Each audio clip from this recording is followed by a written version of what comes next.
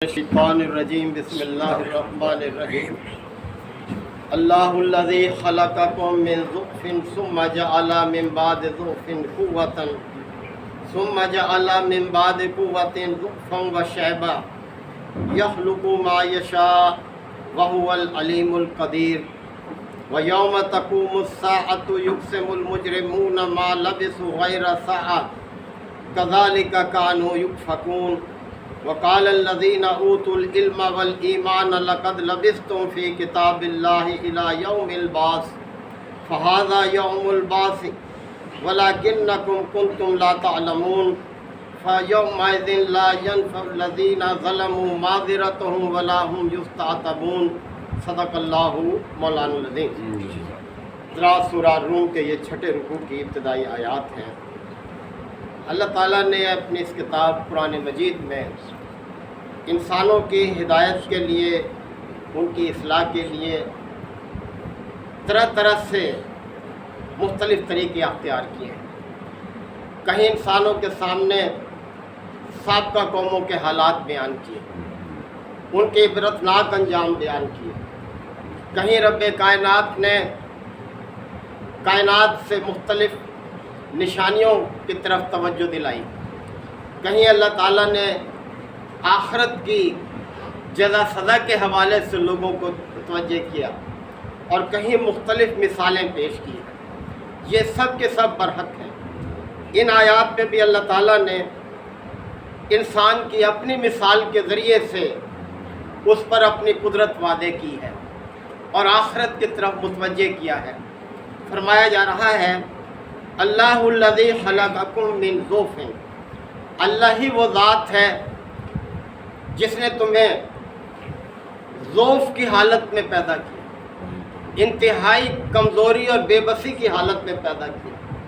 انسان غور کرے ایک پیدا ہونے والے بچے کی کیفیت پر کہ وہ کیا اختیار رکھتا ہے۔ اسے کسی چیز کا ہوش نہیں ہوتا، اسے کوئی فکر نہیں ہے، اسے کوئی اپنی حالت پر جو ہے کچھ وہ کر نہیں سکتا، نہ وہ کھانے کا، نہ وہ پینے کا، نہ اٹھنے بیٹھنے کا۔ تو اللہ تعالیٰ نے توجہ دلائی کہ دیکھو اس نے تمہاری ابتدا جو ہے، پیدائش کا آغاز جو ہے ضعف سے کیا ہے، کمزوری سے کیا ہے۔ ثم جعل من بعد ضعف قوة، اور پھر اس ضعف کے بعد وہ تمہیں قوت والا بنا دیتا ہے، یعنی جوانی کی عمر کو پہنچاتا ہے جس میں ساری صلاحیتیں اپنے عروج پر ہوتی ہیں، اور پھر ثم جعل من بعد قوة ضعفا وشیبا، اور پھر اس قوت کے بعد وہ تمہیں ایسی کیفیت میں لے آتا ہے کہ وہ ضعیف بھی اور بڑھاپا بھی، اس کیفیت میں تمہیں لے آتا ہے۔ اب تم غور کرو، کسی حالت میں بھی تم اللہ کی قدرت سے باہر نہیں ہو، اللہ کی گرفت میں ہو۔ وہ جسے چاہے بچپن سے جوانی میں نہ پہنچنے دے، وہ جسے چاہے جوانی میں مرگ سے دوچار کر دے، اور جسے چاہتا ہے وہ جوانی سے بڑھاپے میں لے کر آتا ہے، اور جسے چاہتا ہے بڑھاپے کی اس عمر کو پہنچا دیتا ہے کہ جو ارذل العمر اللہ تعالیٰ نے اس کو فرمایا ہے، انتہائی گھٹیا ترین مرحلہ ہے وہ جو انتہائی بڑھاپے کی کیفیت ہے، کہ جس میں انسان چارپائی پر پڑا ہوا کچھ نہیں کر سکتا، جبکہ جوانی میں وہ کیسے کیسے کام کرتا تھا، دوڑتا تھا، بھاگتا تھا، اور دوسروں کے لیے عبرت کا نشان۔ تو اللہ تعالیٰ نے دیکھے انسان کی اپنی یہ مثال پیش کر کے اسے یہ باور کرایا ہے کہ دیکھو تم کسی مرحلے پر بھی اللہ کی قدرت سے باہر نہیں ہو، کسی میں یہ طاقت نہیں ہے کہ وہ اپنے آپ کو بچپن پر ہی قائم رکھ سکے یا اپنے آپ کو جوانی میں قائم رکھ سکے۔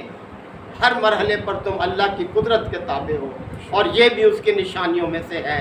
کوئی اپنی حالت کو ریورس نہیں کر سکتا کہ کوئی بڑھاپے سے جوانی کو آ جائے، جوانی سے بچپن کی طرف چلا جائے، تو یہ سب اللہ کی قدرت ہے، اللہ کی نشانیوں میں سے ہے۔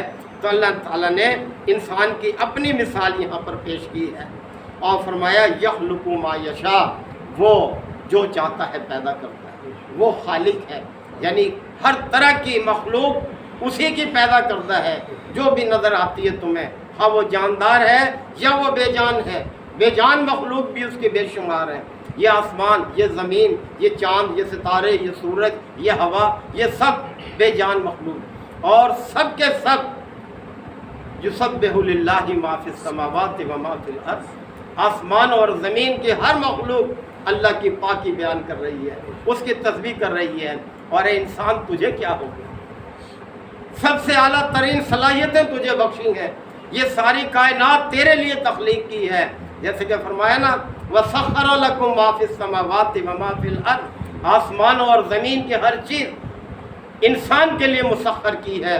یہ چاند بھی انسان کو فائدہ پہنچا رہا ہے، یہ سورج بھی، یہ ہوا بھی، یہ بادل بھی، زمین بھی، اس کے نباتات بھی، اس کی معدنیات بھی، یہ پانی بھی، یعنی کیا کیا چیز انسان کی.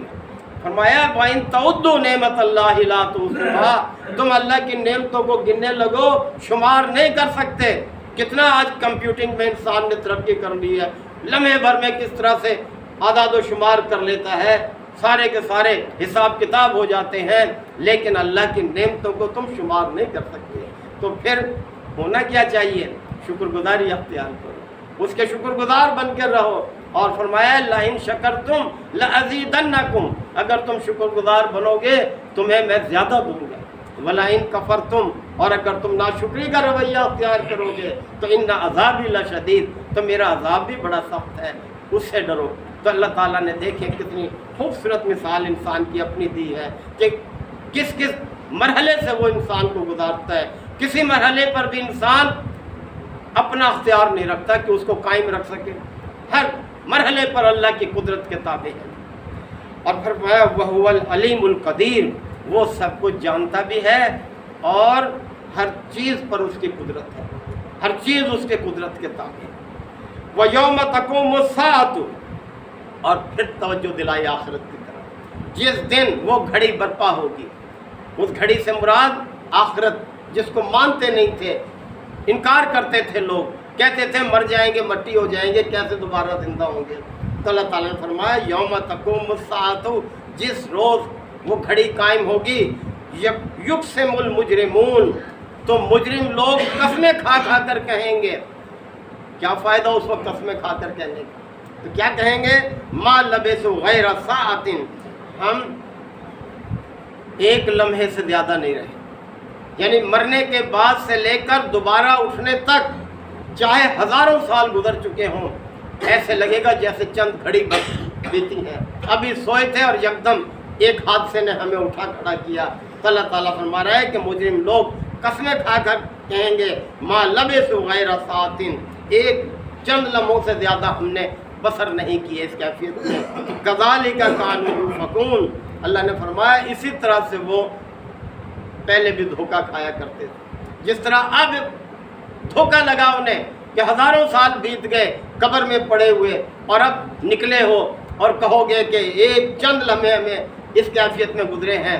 اسی طرح سے دنیا میں دھوکہ کھاتے تھے. کیا دھوکہ کھاتے تھے؟ کہتے تھے بس ان الا حیاتنا الدنیا، کہ زندگی تو بس یہ دنیا ہی کی زندگی ہے. نموت و نحیا، جینا مرنا بس یہیں تک محدود ہے. وما نحن بمبعوثین. اور ہم دوبارہ اٹھنے والے ہرگز نہیں ہیں. کتنا بڑا دھوکہ کھایا. جس نے یہ دھوکہ کھایا اس نے آخرت کی فکر، آخرت کی تیاری نہیں کی. اور پھر آخرت میں جب حقیقت واضح ہو جائے گی، جب اللہ کے سامنے حاضری ہو جائے گی، پھر کہیں گے کہ اے کاش ہم تو دھوکے میں رہے. ہم مان لیتے، ہم یقین کرتے، پیغمبروں کی دعوت کو مان لیتے تو آج ہم اتنے بڑے خسارے سے دو چار نہ ہوتے. وقال الذین اوتوا العلم والایمان.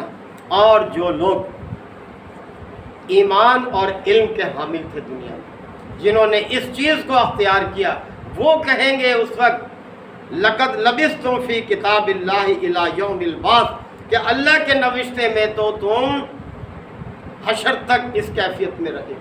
یعنی مرنے کے بعد سے لے کر دوبارہ جی اٹھنے تک تم اس کیفیت میں رہے ہو. فہذا یوم البعث.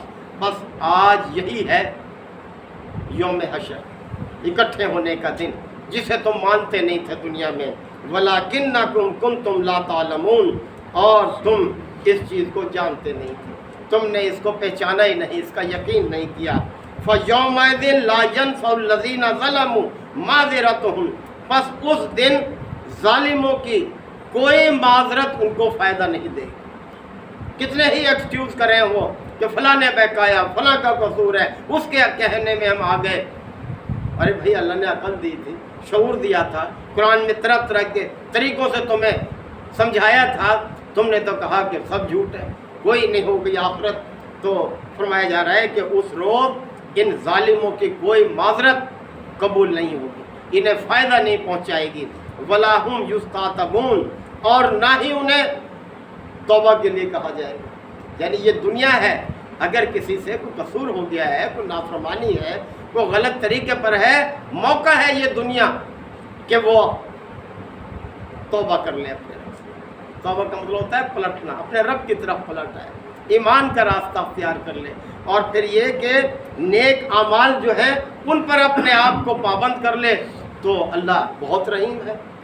جیسے فرمایا نا کہ التائب من الذنب، آج جناب علیہ الصلوۃ والسلام کا فرمان ہے، التائب من الذنب کمن لا ذنب لہ، گناہوں سے توبہ کرنے والا ایسے ہو جاتا ہے جیسے اس نے گناہ کیا ہی نہیں ہے. کتنا رحیم ہے ہمارا رب، کتنا شفیق ہے وہ، ایک آنسو پر عمر بھر کے گناہ معاف کر دیتا ہے. بڑی مثال ہے بنی اسرائیل کی قوم کی کہ ایک بدکار عورت نے ایک کتے کو، پیاسے کو پانی پلایا، اللہ نے اس کی مغفرت کر دی.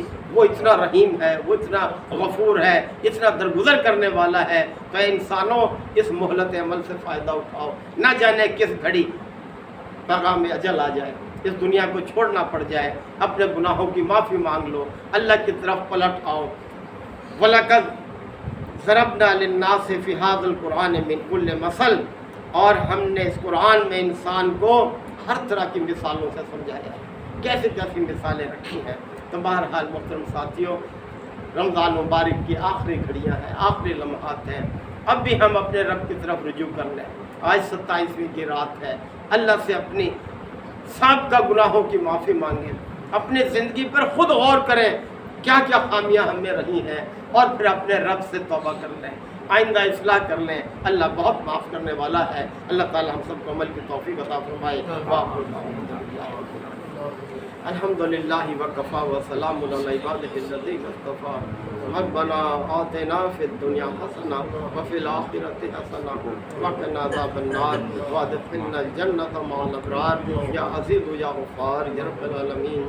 اللہم انک عفو کریم تحب العفو فاعف عنا. اللہم من احییتہ منا فاحیہ علی الاسلام ومن توفیتہ منا فتوفہ علی الایمان. یا شافی الامراض اشف مرضانا ومرضى المسلمین. یا قاضی الحاجات اقض حاجاتنا وحاجات المسلمین. اللہم اعز الاسلام والمسلمین. اللہم دمر اعداء الدین. ربنا تقبل منا انک انت السمیع العلیم وتب علینا انک انت التواب الرحیم. صلی اللہ تعالی علی خیر خلقہ محمد وآلہ وصحبہ اجمعین.